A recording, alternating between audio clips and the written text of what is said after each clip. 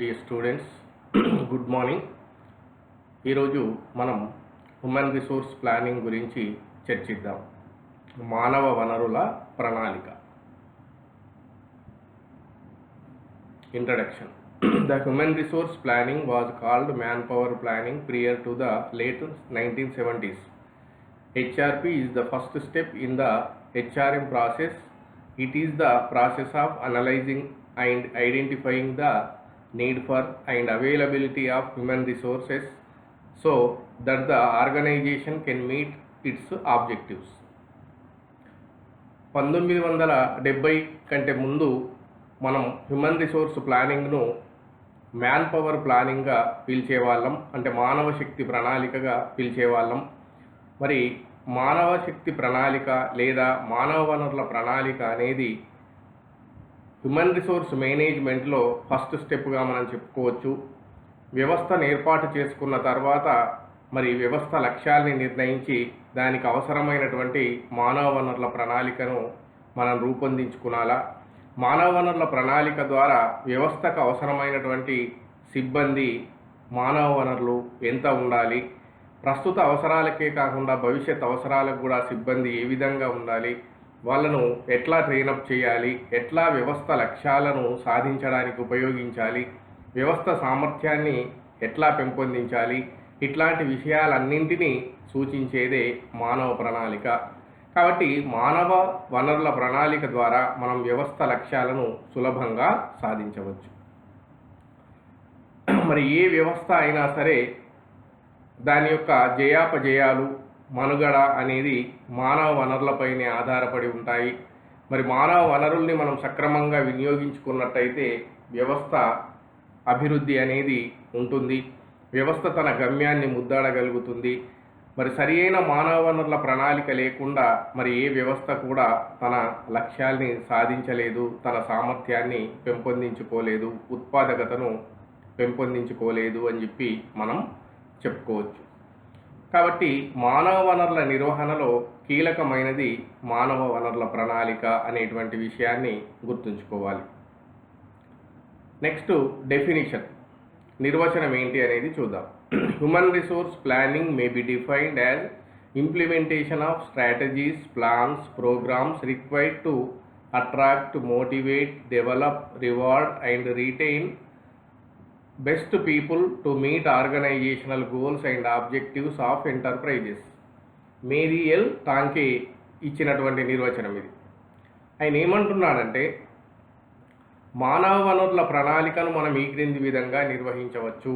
ఏమిటి అంటే it is the implementation of strategies, అంటే వివిధ వ్యూహాలను మరియు ప్రణాళికల్ని, పథకాల్ని అమలుపరచడం, వ్యవస్థకు అవసరమైనటువంటి సిబ్బందిని ఆకర్షించడం, వాళ్ళను ప్రేరేపించడం, వాళ్ళ యొక్క కెరియర్ డెవలప్మెంట్కు కృషి చేయడము, మరియు వాళ్ళు సంతోషంగా పనిచేయడానికి అవసరమైనటువంటి పారితోషికము, వేతనము, ప్రోత్సాహకాలు, పదవీ విరమణ ప్రయోజనాలు ఇట్లాంటివన్నీ అందించి వాళ్ళను సంస్థలోనే రిటైన్ అయ్యేలా చూడడం.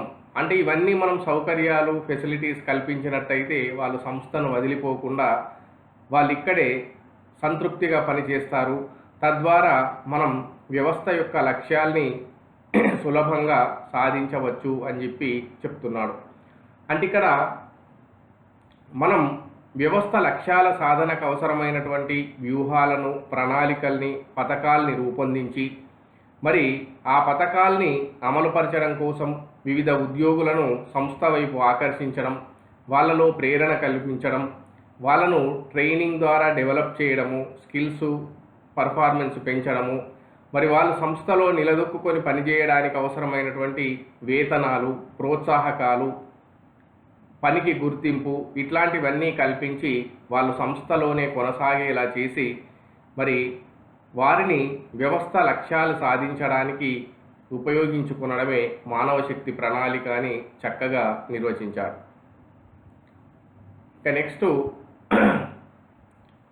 డిసెంజో అండ్ రాబిన్స్ వీళ్ళిద్దరు కూడా ఇచ్చిన నిర్వచనాన్ని మనం చూద్దాం. Human resource planning is the process by which any organisation ensures that it has the right number and right kind of people at the right place at the right time, capable of effectively and efficiently completing those tasks that will help the organization achieve its overall objectives.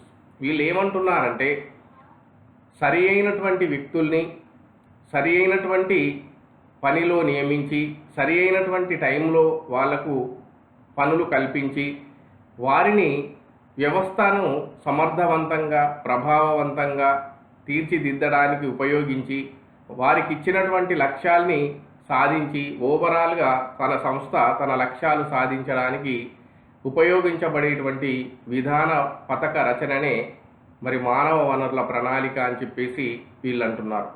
అంటే ఇక్కడ వీళ్ళిద్దరూ చెప్తున్న నిర్వచనం ఏమిటి అంటే, వ్యక్తులను మనం సంస్థ వైపు అట్రాక్ట్ చేయడమే కాదు, మంచి యోగ్యత నైపుణ్యం కలిగినటువంటి మానవ వనరుల్ని మనం భర్తీ చేయాలి, అంటే సిబ్బందిని భర్తీ చేయాలి.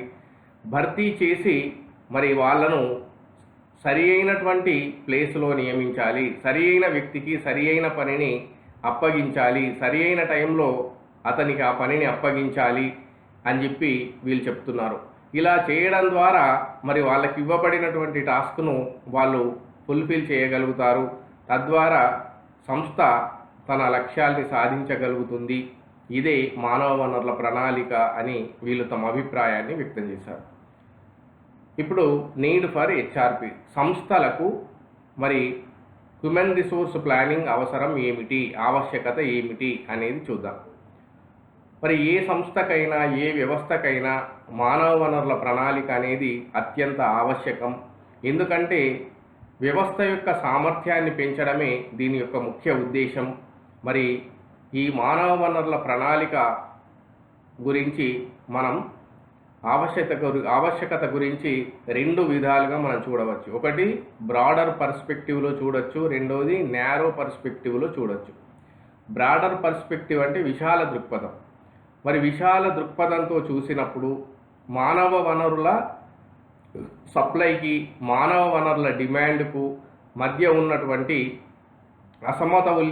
అసమతౌల్యాన్ని తొలగించేటువంటి విధానమే మానవ వనరుల ప్రణాళిక.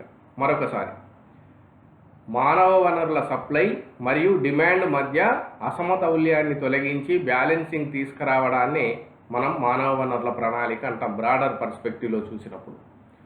అంటే ఒక వ్యవస్థకు అవసరమైనటువంటి సిబ్బందిని అంచనా వేయుట, వారి పనితీరును అంచనా వేయుట, వాళ్ళను అంటే వారి యొక్క శక్తి సామర్థ్యాలకు పదును పెట్టడం, ఇవన్నీ కూడా మరి బ్రాడర్ పర్స్పెక్టివ్లో మానవ శక్తి ప్రణాళికగా మనం చెప్పుకోవచ్చు. మరి మానవ వనరులను మనం సమతౌల్యం చేయనట్టయితే, సప్లై డిమాండ్ మధ్య అసమతౌల్యం ఉన్నట్టయితే నిరుద్యోగ సమస్య పెరుగుతుంది, మరి ప్రగతి అనేది కుంటుపడుతుంది. కాబట్టి ఒక దేశ సాంఘిక ఆర్థిక అభివృద్ధికి మనం మానవ వనరుల సక్రమ వినియోగం అనేది ఎంతగానో తోడ్పడుతుంది అని చెప్పి మనం చెప్పుకోవచ్చు. అంటే మానవ వనరుల యొక్క సప్లైని డిమాండ్ను బ్యాలెన్స్ చేయడమే మానవ వనరుల ప్రణాళిక యొక్క ముఖ్య ఉద్దేశంగా మనం చెప్పుకోవచ్చు. మరి ఏ సంస్థ అయినా సరే కేవలం యంత్రాలు, ఉత్తమ విధానాలు, ఇతరత్ర ప్రవేశపెట్టేటువంటి పథకాలు వీటి ద్వారా మాత్రమే సక్సెస్ కాలేదు. సరి అయిన మానవ వనరుల ద్వారానే, మరి మానవ వనరుల నిర్వహణ ద్వారానే సంస్థ తన ఆశయాలను సాధించగలుగుతుంది. కాబట్టి ఇవి రెండింటినీ మనం సప్లై డిమాండ్ను సమతౌల్యం చేయాలా. ఒకవేళ అలా చేయకుంటే ఏం జరుగుతుంది అంటే, సప్లై డిమాండ్ మధ్య సమతౌల్యం లేనట్టయితే మరి నిరుద్యోగ సమస్య లాంటివి ఉత్పన్నం అవుతాయి. లేదంటే ఎక్కువైనా అవుతారు, ఉద్యోగులు తక్కువైనా అవుతారు. అలాంటప్పుడు అనేక ఇబ్బందులు తలెత్తుతాయి. కాబట్టి రెండింటి మధ్య బ్యాలెన్సింగ్ తీసుకురావాలి. అలా తీసుకురావడానికి తోడ్పడేదే మానవ శక్తి ప్రణాళిక. ఇక ఎంత అభివృద్ధి చెందుతున్నటువంటి దేశాలైనా సరే మరి వాళ్ళ పెట్టుబడుల్ని ఆకర్షించడానికి, ఉత్పత్తిని పెంచడానికి, జాతీయాదాయాన్ని పెంపొందించడానికి అభివృద్ధి చెందిన దేశాలు పెట్టుబడులను ఆకర్షించడానికి అనేక ప్రయత్నాలు చేస్తున్నాయి. మరి పెట్టుబడుల్ని ఆకర్షించినంత మాత్రాన సరిపోదు. సాంకేతిక శక్తిని, మానవ శక్తిని సక్రమంగా వినియోగించుకోవాల్సినటువంటి అవసరం ఉంది. సరిగా వినియోగించుకోనట్టయితే అది మరి మానవ మనుగడకే ప్రమాదం. వ్యవస్థ ఉనికికే ప్రమాదం, ముప్పుగా పరిణమించేటువంటి అవకాశం ఉంటుంది. కాబట్టి ఇవాళ అన్ని శాఖలు కూడా హెచ్ఆర్ డిపార్ట్మెంట్స్ని ఏర్పాటు చేసి మరి మానవ శక్తి ప్రణాళిక లేదా మానవ వనరుల ప్రణాళికకు అత్యంత ప్రాధాన్యత ఇస్తున్నాయి అని చెప్పి మనం చెప్పుకోవచ్చు. ఇక నేరో పర్స్పెక్టివ్లో చూసినట్టయితే ఇది ఒక సంస్థకు సంబంధించినదిగా మనం చెప్పుకోవచ్చు. ముఖ్యంగా ప్రభుత్వ రంగంలో తీసుకున్నట్టయితే మరి ఈ మానవ శక్తి ప్రణాళికను అనుసరించిన దాఖలాలు చాలా స్వల్పం అని చెప్పొచ్చు. అందుకే మనం ప్రభుత్వ సంస్థల్లో తీసుకున్నప్పుడు ఒక సంస్థలో అయితే ఉద్యోగుల సంఖ్య ఎక్కువైనా ఉంటుంది అవసరానికి, లేదా అవసరానికంటే తక్కువైనా అయి ఉంటుంది. మరి మానవ శక్తి ప్రణాళికను మనం అమలుపరిస్తే ఈ అసమతౌల్యాన్ని తొలగించవచ్చు. అంటే సంస్థకు ఎంతమంది ఉద్యోగులు అవసరమో అందరినీ తీసుకోవచ్చు. అయితే ఈ ఎక్కువ తక్కువలు అనేది ఉండదు. మరి ఎక్కువైతే సంస్థకు అది ఒక గుదిబండగా తయారవుతుంది, తక్కువైతే కూడా అది సంస్థను వెనక్కి లాగుతుంది, ఉద్యోగుల కొరత ఉంటే కూడా ఇబ్బందే. కాబట్టి ఇలా ఎక్కువ తక్కువ కాకుండా మరి మానవ శక్తి ప్రణాళిక తోడ్పడుతుంది అని చెప్పి చెప్పవచ్చు. మరి ఇవాళ అనేక ప్రభుత్వ సంస్థల్ని మనం పరిశీలించినట్టయితే సరి అయిన మానవ శక్తి ప్రణాళిక లేకపోవడం వలన మరి అనుకున్నటువంటి ఫలితాలను సాధించడం లేదు. అదేవిధంగా మనం ఇంతవరకు 12 పంచవర్ష ప్రణాళికను అమలు చేసినా కూడా అనుకున్న ఫలితాలను మనం రాబట్టలేకపోవడానికి కారణం సరి అయిన మానవ శక్తి ప్రణాళిక లేకపోవడమే అని చెప్పి మనం చెప్పుకోవచ్చు. క్యారెక్టరిస్టిక్స్ ఆఫ్ హెచ్ఆర్పి అంటే మానవ వనరుల ప్రణాళికకు ఉండవలసిన లక్షణాలు ఏంటి అని చూసినప్పుడు హెచ్ఆర్పి హ్యాజ్ 2 క్యారెక్టరిస్టిక్స్. ఇది 2 లక్షణాలను కలిగి ఉంటుంది. ఒకటి క్వాంటిటేటివ్, 2 క్వాలిటేటివ్.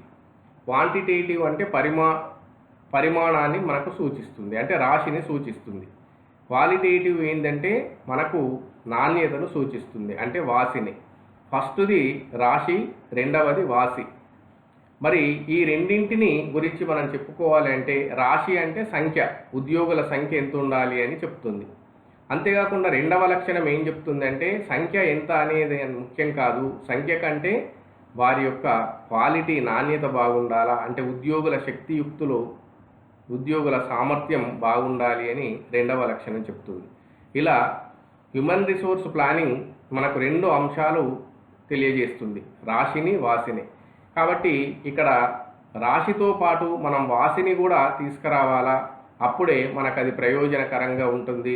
మరి ఓన్లీ క్వాంటిటీకి మాత్రమే మనం ప్రాధాన్యత ఇచ్చినట్టయితే, క్వాలిటీ లేనట్టయితే మరి ఆ సంస్థ మనుగడ సాగించలేదు అని చెప్పవచ్చు.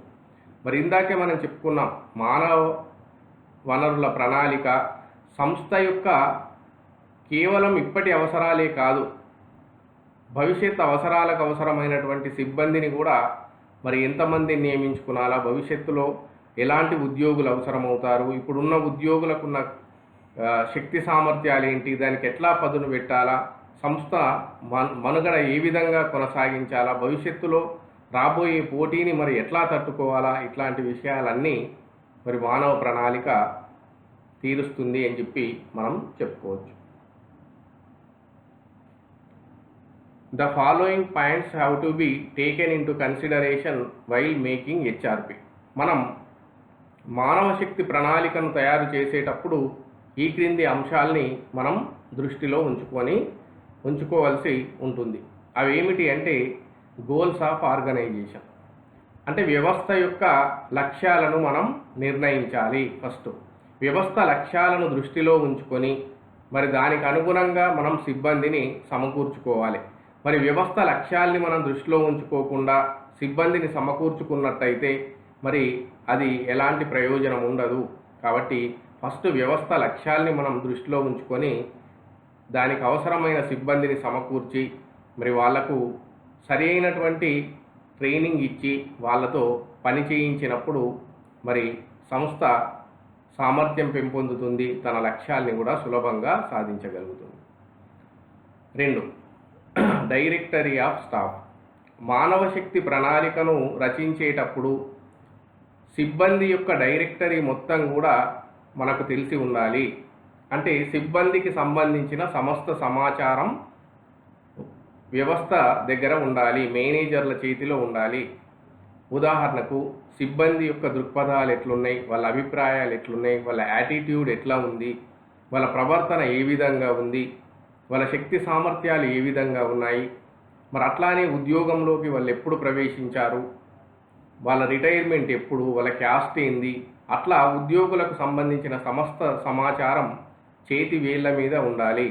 అలా ఉన్నప్పుడే మరి వ్యవస్థ యొక్క బలాబలాలు ఏంటి, వ్యవస్థ యొక్క బలహీనతలు ఏంటి అన్నీ కూడా వాళ్ళు అంచనా వేయగలుగుతారు. ఒకవేళ వ్యవస్థలో బలహీనతలు ఎక్కువగా ఉంటే వాటిని సరిదిద్దుకొని దాని సామర్థ్యం పెంచడానికి తగిన చర్యలు తీసుకుంటారు.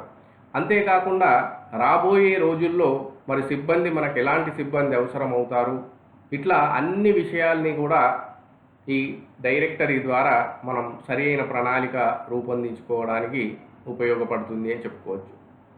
Next, assess the needs of employees.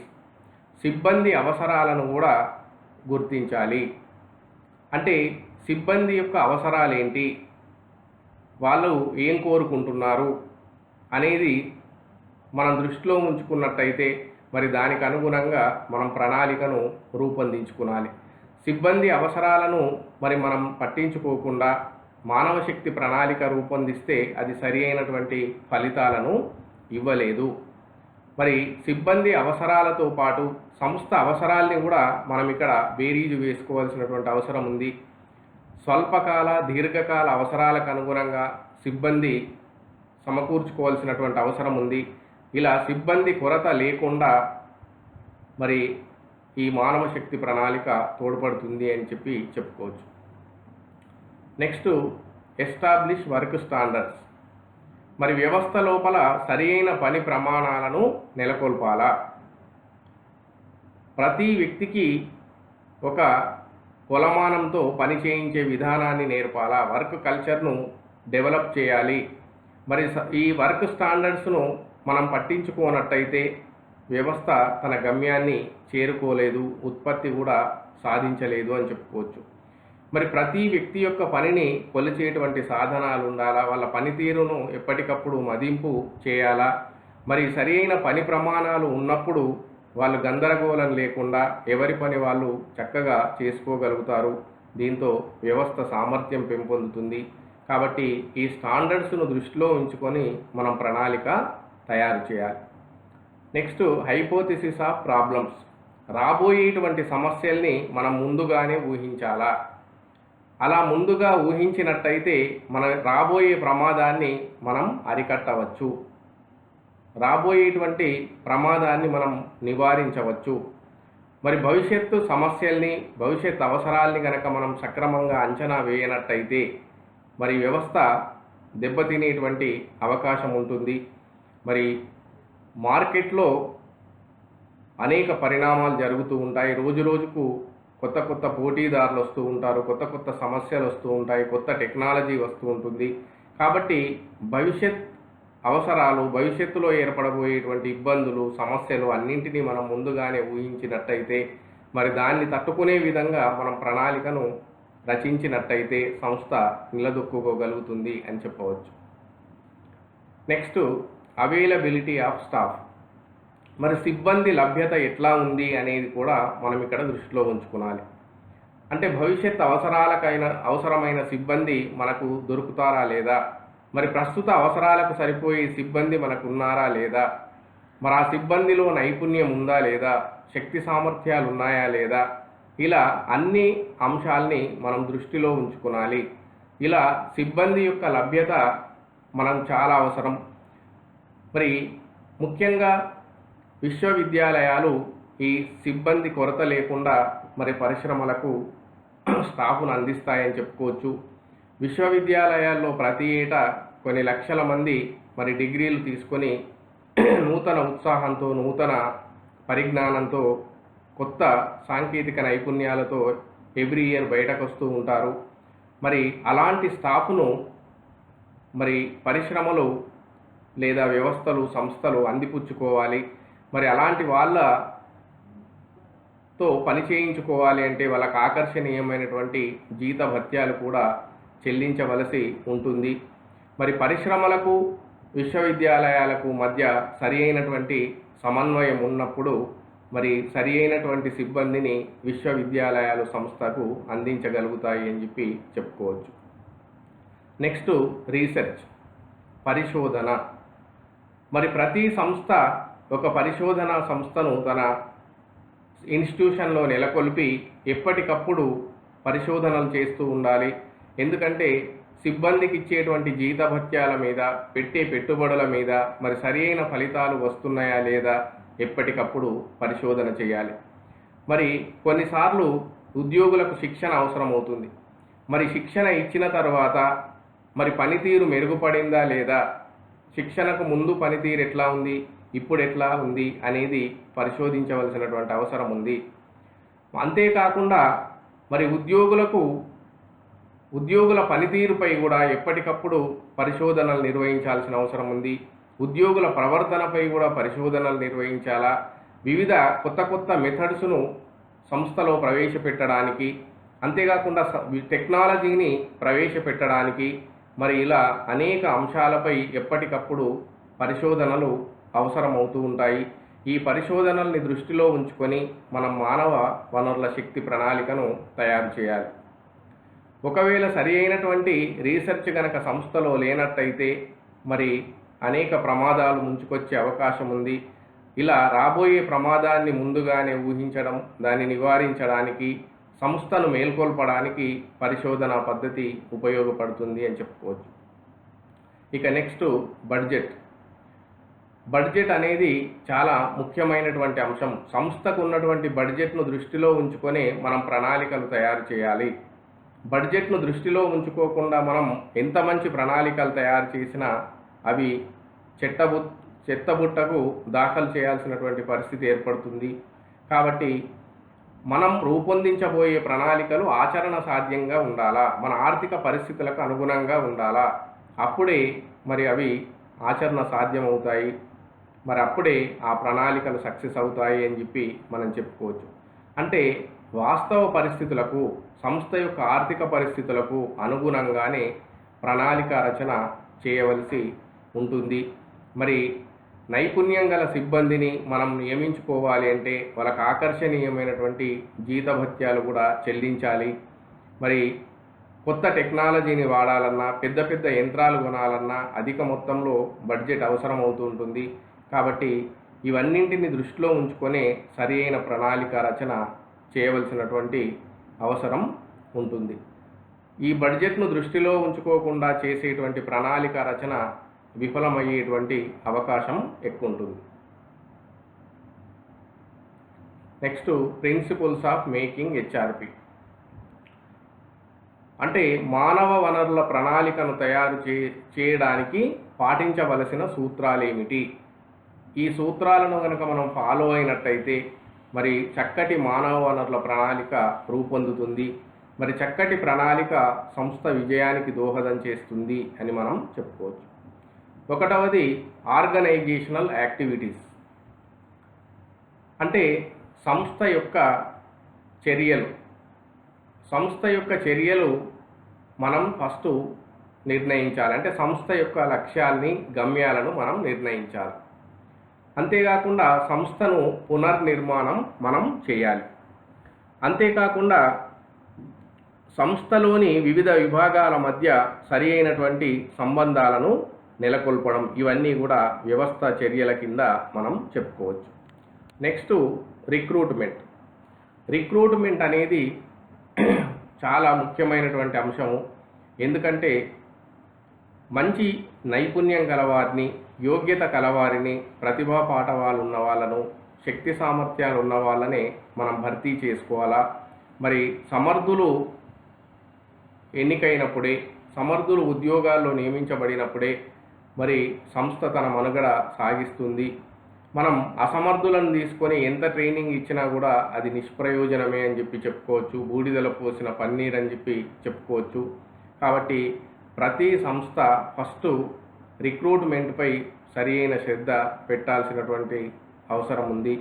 మంచి మేధా సంపత్తి కలిగిన నైపుణ్యం కలిగిన ఉద్యోగులను భర్తీ చేసుకోవాలి. ఇక రెండవది ట్రైనింగ్. మరి ఉద్యోగులను నియమించిన తర్వాత వారికి సంస్థ పనితీరుపైన, వాళ్ళు నిర్వహించే విధులపైన, సంస్థ లక్ష్యాల గురించి, సంస్థ యొక్క పాత్ర గురించి ట్రైనప్ చేయవలసినటువంటి అవసరం ఉంది. మరి ఉద్యోగంలోనికి ప్రవేశించే ముందు మనం ట్రైనింగ్ ఇవ్వడమే కాకుండా ఉద్యోగంలో కొనసాగుతున్నప్పుడు కూడా ఎప్పటికప్పుడు మారిన పరిస్థితులకు అనుగుణంగా కొత్త సాంకేతిక పరిజ్ఞానాన్ని వినియోగించుకునే విధంగా ఎప్పటికప్పుడు మరి ప్రవేశానంతర శిక్షణ కూడా అవసరమవుతుంది. శిక్షణ ద్వారా మరి ఉద్యోగుల శక్తి సామర్థ్యాలు పెంపొందుతాయి, నైపుణ్యం పెంపొందుతుంది, పని పట్ల వాళ్ళకి సరి అయిన అవగాహన ఏర్పడుతుంది. దీంతో సంస్థ అభివృద్ధి చెందుతుంది అని మనం చెప్పుకోవచ్చు. ఇక ఎంప్లాయీ కెరీర్ డెవలప్మెంట్. మరి ఏ సంస్థలోనైనా సరే ఎంప్లాయీ యొక్క కెరీర్ డెవలప్మెంట్కు చర్యలు తీసుకునాలా, వాళ్ళు వివిధ సెమినార్లు అటెండ్ చేయడము, కాన్ఫరెన్సెస్ అటెండ్ చేయడము, పేపర్ ప్రజెంటేషన్ చేయడము, మరియు తమ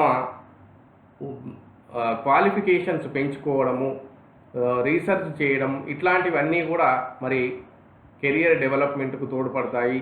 మరి ప్రతి సంస్థ ఎంప్లాయీ కెరియర్ డెవలప్మెంట్కు కృషి చేయాలి. అలా చేస్తే వాళ్ళు పొందేటువంటి ఆ జ్ఞానము, అనుభవము సంస్థ అవసరాలకు ఉపయోగించుకోవచ్చు. Next employee related matters. అంటే ఉద్యోగికి సంబంధించినటువంటి విషయాలు కూడా చాలా ముఖ్యం. అంటే ఉద్యోగికి లభించేటువంటి జీతభత్యాలు, డిఏ, అదేవిధంగా రిటైర్మెంట్ బెనిఫిట్సు, రివార్డ్సు, ప్రోత్సాహకాలు, ఇవన్నీ కూడా చాలా ముఖ్యమైనటువంటి అంశంగా మనం చెప్పుకోవచ్చు. అంతేకాకుండా వెల్ఫేర్ ఆఫ్ ద స్టాఫ్, సిబ్బంది యొక్క సంక్షేమాన్ని మనం దృష్టిలో ఉంచుకునాలా. సంస్థలో పనిచేసేటువంటి సిబ్బంది సంక్షేమానికి తగిన చర్యలు తీసుకోవాలా. అంటే సెలవులు మంజూరు చేయడం, గృహ వసతి కల్పించడము, అప్పుడప్పుడు వినోద కార్యక్రమాలకు వాళ్ళను పంపించడము, వాళ్ళ పిల్లలకు చదువు చెప్పించడము, ఆయన యొక్క ఆరోగ్యం బాగులేనప్పుడు మరి ఉచిత వైద్య సహాయం సంస్థ అందించడము, ఇట్లాంటివన్నీ కూడా ప్రయాణ సౌకర్యం కల్పించడం, అంటే టూర్స్ పోవడం, ఇట్లాంటివన్నీ కూడా ఆయన యొక్క వెల్ఫేర్ యాక్టివిటీసు సంస్థ చేపట్టాలి. అప్పుడే ఆయన సంతృప్తికరంగా పనిచేయగలుగుతాడు. Employee personnel records. మరి ఉద్యోగులకు సంబంధించినటువంటి రికార్డ్స్, వ్యక్తిగత ఫైళ్ళు, సర్వీస్ బుక్లు, ఇతర సమాచారాన్ని అందించేటువంటి ప్రతి రికార్డు మరి హెచ్ఆర్ డిపార్ట్మెంట్ దగ్గర ఉన్నట్టయితే దాని ద్వారా వాళ్ళు ఉద్యోగుల బలాబలాలు, బలహీనతలు తెలుసుకొని దానికి అనుగుణంగా వాళ్ళు ప్రణాళిక తయారు చేయగలుగుతారు. Next classification of personnel administration. అంటే ఉద్యోగి బృందాన్ని వర్గీకరణ చేయాలి. దీని ద్వారా లాభం ఏంటి అంటే వివిధ ఉద్యోగాలను మనం క్లాసిఫై చేసినట్టయితే ఏ ఉద్యోగి ఎలాంటి పని చేయాలా, ఎవరి విధులేంటి, ఎవరి బాధ్యతలేంటి అనేది స్పష్టత వస్తుంది. మరలా స్పష్టత వచ్చినప్పుడు ఎవరి పని వారు సంఘర్షణ లేకుండా, ఇంకొకరితో గొడవ పడకుండా ఎవరి పని వాళ్ళు కరెక్ట్గా చేయగలుగుతారు. మరి ఎవరి పని వాళ్ళు సక్రమంగా చేసినప్పుడు ఉత్పత్తి అనేది ఆటోమేటిక్గా పెరుగుతుంది అని చెప్పి చెప్పుకోవచ్చు. Next motivation. ఇది చాలా అవసరం. ఉద్యోగుల్లో కొత్త ఉత్సాహాన్ని నింపాలా, వాళ్ళని ఎప్పటికప్పుడు ప్రేరణ కల్పించాలా. మరి ప్రేరణ కల్పించినప్పుడు వాళ్ళు ఉత్సాహంగా పనిచేస్తారు. ప్రేరణ కల్పించాలి అంటే వాళ్ళ పనికి గుర్తింపు ఇవ్వాలా, మీ వెనుక మేమున్నామని చెప్పేసి వాళ్ళను వెన్ను తట్టి ప్రోత్సహించాలా. యాజమాన్యం వారితో సరి అయిన సంబంధాలు నెలకొల్పుకునాలా. అధికారులు ఉద్యోగుల పట్ల సమానత్వ భావాన్ని ప్రదర్శించాలా. పనిచేసిన వాళ్ళని ఎంకరేజ్ చేస్తే మరి అప్పుడు వాళ్ళ లోపల ప్రేరణ అనేది కలుగుతుంది. ఆ ప్రేరణ వాళ్ళను పనివైపు మళ్ళిస్తుంది అని చెప్పి చెప్పుకోవచ్చు. Next employee relations. యజమాని ఉద్యోగి మధ్య సరి అయిన సంబంధాలు ఉండాలి. ఇది చాలా అవసరం వ్యవస్థ లోపల. ఎందుకంటే యజమాని ఉద్యోగి మధ్య సరి అయిన సంబంధాలు ఉన్నప్పుడు మరి వాళ్ళు ప్రశాంతమైనటువంటి వాతావరణం ఉంటుంది వ్యవస్థలో. సరైన వాతావరణం ఉన్నప్పుడు మరి అక్కడ వాళ్ళు సంతృప్తికరంగా పనిచేయగలుగుతారు.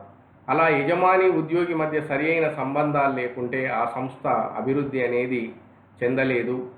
ఒకరిపై ఒకరికి విశ్వాసం ఉండాలా, ఒకరికి ఇంకొకరిపై గౌరవం అనేది ఉండాలా. ఇలా ఇరువురు పరస్పరం కలిసిమెలిసి పని చేసుకున్నప్పుడే మరి సంస్థ అభివృద్ధి అనేది చెందుతుంది. టేలర్ చెప్తాడు, యజమాని కార్మికుల మధ్య మానసిక విప్లవం రావాలి. మరి వాళ్ళ మనసుల్లో మార్పు వచ్చినప్పుడే మరి వాళ్ళు ఇరువురు కలిసిమెలిసి పనిచేస్తారని చెప్పి చెప్తాడు. మరి ఎంప్లాయర్ రిలేషన్స్ సక్రమంగా ఉన్నప్పుడు ఈ సమ్మెలు, గొడవలు ఇట్లాంటి వాటికి కూడా ఆస్కారము ఉండదు. మరి ఇద్దరు కూడా కలిసిమెలిసి పనిచేయాలన్నప్పుడు సంస్థ నాది అనేటువంటి భావన ఎంప్లాయీస్లో ఉండాలా. ఈ ఎంప్లాయీస్ వలన ఈ సంస్థ ఇంత అభివృద్ధి చెందింది, నేను ఈ స్థాయిలో ఉన్నాననేటువంటి భావన యాజమాన్యానికి ఉండాలి. అప్పుడే వ్యవస్థ ముందుకెళ్తుంది అని చెప్పవచ్చు. Next, right communication channel. మరి వ్యవస్థలో ఒక సరి అయినటువంటి సమాచార ప్రసారం అనేది ఉండాలా.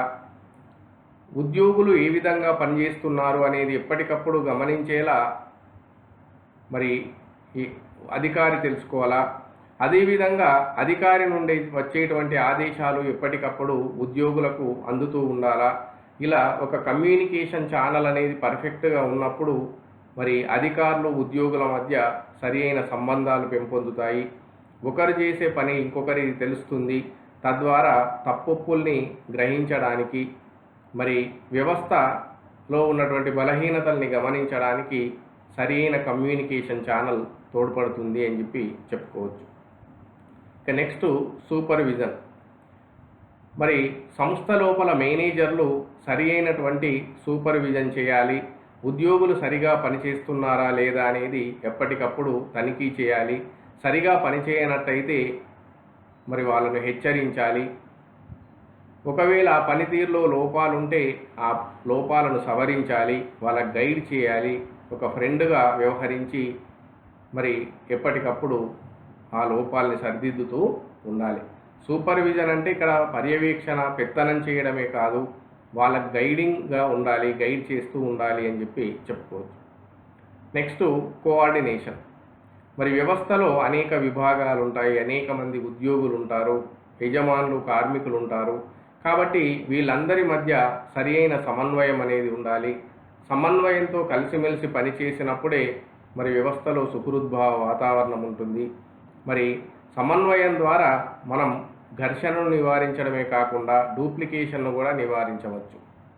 అంటే చేసిన పనిని ఇంకొకరు చేయకుండా కోఆర్డినేషన్ అనేది తోడ్పడుతుంది.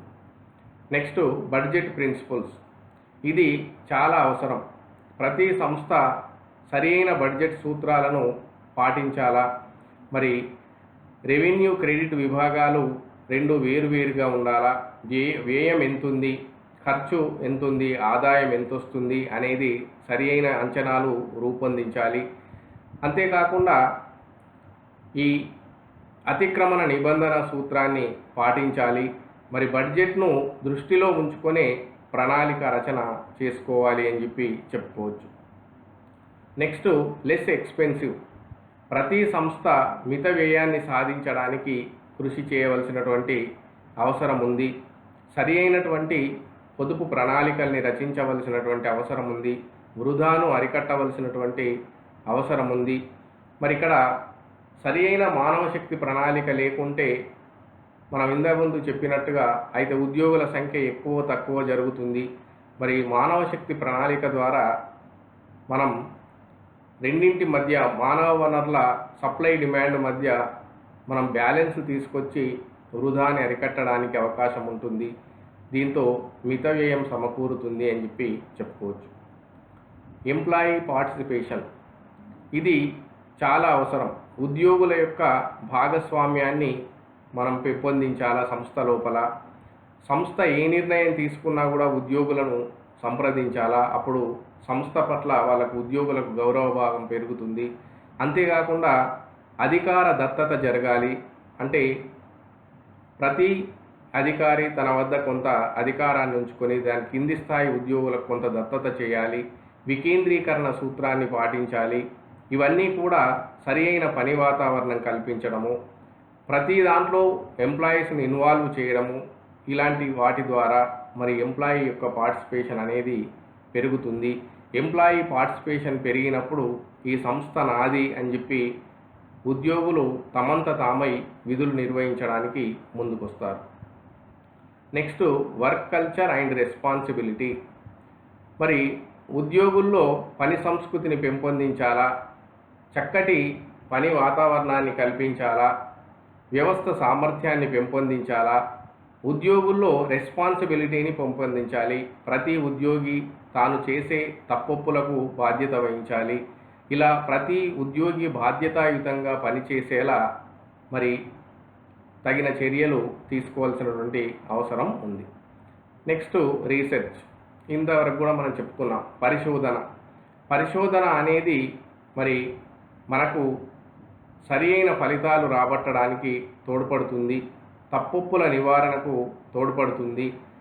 మన చేస్తున్నటువంటి పని కరెక్టా కాదా, మరి దాని ద్వారా ఫలితాలు సమకూరుతున్నాయా లేదా, మరి ఖర్చు ఎక్కువగా ఉందా, ఆదాయం ఎక్కువగా ఉందా, ఇలా అన్ని ఉద్యోగుల పనితీరు ఎలా ఉంది, ప్రతి విషయంలో రీసెర్చ్ మనం చేయవలసినటువంటి అవసరం ఉంది. రీసెర్చ్ ద్వారా కొత్త కొత్త పద్ధతులు, కొత్త కొత్త టెక్నాలజీని మనం వెలికి తీయవచ్చు. అది సంస్థకు ఎంతగానో తోడ్పడుతుంది అని చెప్పి చెప్పుకోవచ్చు. మరి ఇవన్నీ కూడా ప్రిన్సిపల్స్గా చెప్పుకోవచ్చు. ఈ సూత్రాలను పాటించి మనం మానవ శక్తి ప్రణాళికను రూపొందించుకోవాల్సినటువంటి అవసరం ఉంది. Next advantages of HRP. మరి మానవ వనరుల ప్రణాళిక ద్వారా కలిగే లాభాలు ఏంటో చూద్దాం. ఇట్ ఇంప్రూవ్స్ ఎంప్లాయీస్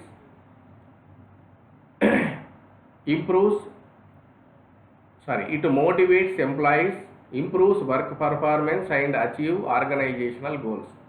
ఇది ఉద్యోగులను ప్రేరేపించి వాళ్ళ పనితీరును మెరుగుపరిచి సంస్థ లక్ష్యాల సాధనకు తోడ్పడుతుంది.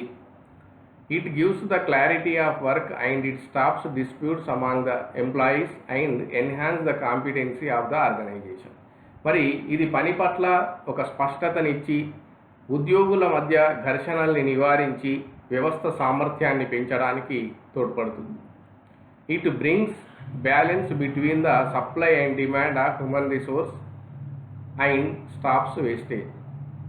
ఇది ఏం చేస్తుంది అంటే, ఇందాక మనం చెప్పినట్టుగా సంస్థకి ఎంతమంది ఉద్యోగులు అవసరం ఉన్నారు, మరి వారి సప్లై ఏ విధంగా ఉంది అనేది బ్యాలెన్సింగ్ చేస్తుంది. అంటే ఒక సంస్థ తనకు ఎంతమంది అవసరమో అంతమందినే తీసుకోగలుగుతుంది. దాంతో మరి ఇక్కడ రాశిని వాసిని మనం మెయింటైన్ చేయొచ్చు. ఎక్కువ మంది ఉద్యోగులను తీసుకోవడం సంస్థకు గుదిబండగా తయారవుతుంది. మరి తక్కువ మందిని తీసుకుంటే ఉద్యోగుల కొరత వలన సంస్థ వెనక్కి వెళ్తుంది. కాబట్టి ఉద్యోగుల సంఖ్య ఎక్కువగా ఉండద్దు, తక్కువగా ఉండద్దు. సంస్థ అవసరాలకు సరిపోయే ఉద్యోగుల సంఖ్య ఉండాలి. కాబట్టి మరి మానవ శక్తి ప్రణాళిక ద్వారా మనం దీన్ని సాధించవచ్చు. ఇలా కరెక్ట్ ఉద్యోగులను మనం నియమించినట్టయితే మరి వృధాను కూడా అరికట్టబడుతుంది. ఎక్కువ మంది ఎంప్లాయీస్ ఉంటే మరి శాలరీ రూపంలో ఎక్కువ మనం చెల్లించాల్సి ఉంటుంది, వేతనాలు, జీతభత్యాలు. కాబట్టి అలాంటి వృధాను మనం నివారించవచ్చు. It helps to managers to recognise future needs of employees. మరి మేనేజర్లకు మానవ శక్తి ప్రణాళిక ఉద్యోగుల యొక్క భవిష్యత్ అవసరాలను గుర్తించడానికి, తదనుగుణంగా వ్యవహరించడానికి తోడ్పడుతుంది అని చెప్పి చెప్పుకోవచ్చు. To bear the competition, to introduce well trained employees in organisations, it acts as a compass. అంటే పోటీని తట్టుకొని నిలబడడానికి, వ్యవస్థకు అవసరమైన సమర్థులైన నిష్ణాతులైన ఉద్యోగులను అందించడానికి ఈ మానవ శక్తి ప్రణాళిక ఒక దిక్సూచిగా ఉపయోగపడుతుంది అని మనం చెప్పుకోవచ్చు. It helps to formulate best staff administrative methods and it ensures satisfaction of employees and consumers of the organization. ఇది ఏం చేస్తుందంటే సరి అయినటువంటి ఒక మంచి సిబ్బంది పాలనా పద్ధతుల్ని రూపొందిస్తుంది. తద్వారా ఉద్యోగుల్లో ఉండేటువంటి గుండె మంట తగ్గుతుంది. ఉద్యోగులకు పనిచేసిన వారికి గుర్తింపు లభిస్తుంది. మరియు ఎంత పని చేస్తే అంత వేతనం లభిస్తుంది. ఎక్కువ పనికి ఎక్కువ వేతనం, ప్రతిభకు గుర్తింపు, పనిచేసిన వారికి గుర్తింపు, ప్రతిభ ఆధారంగా ప్రమోషన్లు ఇవ్వడం, ఇవన్నీ మనం మానవ శక్తి ప్రణాళిక ద్వారా సాధ్యమవుతాయి. మరి ఇక్కడ మానవ శక్తి ప్రణాళిక ద్వారా మనం ఏం చేయవచ్చంటే ఎక్కడో దూరంలో ఉన్నటువంటి వినియోగదారుని సంతృప్తి పరచడం కాదు, ఫస్ట్ తన ముంగిట్లో ఉన్నటువంటి ఉద్యోగిని ఫస్ట్ సంతృప్తి పరచాలా. ఉద్యోగిని సంతృప్తి పరిస్తే మరి ఆయన సరిగా పనిచేస్తే సంస్థకు ఎంతగానో లాభం అది. కాబట్టి మానవ శక్తి ప్రణాళిక అనేది ఉద్యోగుల సంతృప్తితో పాటు చివరకు కన్జ్యూమర్ సాటిస్ఫాక్షన్ కూడా తోడ్పడుతుంది. అది సంస్థకు ఎంతో మేలు చేస్తుంది అని చెప్పి మనం చెప్పుకోవచ్చు. లిమిటేషన్స్. మరి మానవ వనరుల యొక్క అవసరం ఏంటి, మానవ వనరుల ప్రణాళిక సూత్రాలు ఏంటి, దాన్ని రూపొందించేటప్పుడు ఏ అంశాలు దృష్టిలో ఉంచుకునాలా, ఇవన్నీ మనం చూసాము. దాంతో కలిగే లాభాలు కూడా చూసాం. కానీ మానవ శక్తి ప్రణాళికకు కొన్ని లిమిటేషన్స్, పరిమితులు ఉన్నాయి. అవి ఏమిటనేది చూద్దాం. నెగ్లెక్టింగ్ ద ఎక్స్పీరియన్స్, అంటే విద్యార్హతలకే పెద్దపీట వేయడం వలన అనుభవాన్ని ఇక్కడ చిన్న చూపు చూడడం జరుగుతుంది అని చెప్పి మనం చెప్పుకోవచ్చు. Giving more importance to skills, neglecting the importance of training, మనం ఇక్కడ నైపుణ్యాలకే పెద్దపీట వేయడం వలన మరి శిక్షణ ఇతర అవసరాల్ని మనం నెగ్లెక్ట్ చేస్తున్నాము అని చెప్పి చెప్పుకోవచ్చు. అంతేకాకుండా ఈ మానవ శక్తి ప్రణాళిక మోర్ ఎక్స్పెన్సివ్తో కూడుకుంది అని చెప్పి చెప్పుకోవచ్చు. ఎందుకంటే కొత్త టెక్నాలజీని వాడాలా, పెద్ద పెద్ద యంత్రాలను సమకూర్చుకోవాలి. మరి సిబ్బంది, నైపుణ్యవంతమైన సిబ్బందిని సమకూర్చుకున్నప్పుడు మరి వాళ్ళకు పెద్ద ఎత్తున జీతభత్యాలు, సౌకర్యాలు కల్పించాలి. కాబట్టి మరి ఇది ఖర్చుతో కూడుకున్నటువంటి ప్రక్రియ అని చెప్పి మనం చెప్పుకోవచ్చు. Next, giving more importance to special trainings, neglecting general trainings. మరి ఇక్కడ ప్రత్యేక శిక్షణలకే ఎక్కువ ఇంపార్టెన్స్ ఇస్తున్నాం మనం మానవ శక్తి ప్రణాళికలో. సాధారణ శిక్షణకు మనం తక్కువ ప్రాధాన్యత ఇస్తున్నాము, దాన్ని నిర్లక్ష్యం చేస్తున్నాము అని చెప్పి చెప్పుకోవచ్చు. ఇక చివరగా conclusion. Human resource planning motivates employees, improves work performance and achieve organisational goals. మరి మానవ శక్తి ప్రణాళిక అనేది ఉద్యోగులను ప్రేరేపించి, ఉద్యోగులను ఉత్సాహపరిచి, వాళ్ళ యొక్క పనితీరును మెరుగుపరిచి, వనరుల్ని మనం ఆర్గనైజేషన్ గోల్స్ రీచ్ కావడానికి ఉపయోగించుకోవడానికి తోడ్పడుతుంది అని చెప్పి చెప్పుకోవచ్చు. కాబట్టి ఏ దేశంలోనైనా సరే ఆ దేశ అభివృద్ధి అనేది మానవ వనరుల సక్రమ వినియోగంపైనే ఆధారపడి ఉంటుంది. కాబట్టి యంత్రాల కంటే ఫస్ట్ మనిషి ముఖ్యం. మరి ఏ పనైనా కూడా మనిషి ద్వారానే సాధ్యమవుతుంది. యంత్రాలను కూడా ఆపరేట్ చేసేది మానవులే. వ్యవస్థలో ఉన్నటువంటి అన్ని విభాగాల్లో కూడా మానవ వనరులు పనిచేస్తూ ఉంటారు. కాబట్టి మానవ వనరుల్ని మనం సక్రమంగా వినియోగించుకున్నప్పుడే వ్యవస్థ సామర్థ్యం పెంపొందుతుంది, ఉత్పత్తి సాధించబడుతుంది, వ్యవస్థ లక్ష్యాలను మనం సులభంగా సాధించవచ్చు. కాబట్టి మానవ వనరుల ప్రణాళికకు అత్యంత ప్రాధాన్యత ఉంది ఈ రోజుల్లో అని చెప్పి చెప్పుకోవచ్చు. మరి సరి అయినటువంటి మానవ వనరుల ప్రణాళిక రచన వ్యవస్థ మనుగడకు, అభివృద్ధికి దోహదం చేస్తుంది, లక్ష్యాల సాధనకు తోడ్పడుతుంది అని చెప్పుకోవచ్చు. దీంతో ఈ క్లాసు కంప్లీట్ అయింది. తిరిగి నెక్స్ట్ క్లాస్లో కలుద్దాం. Thank you. బాయ్.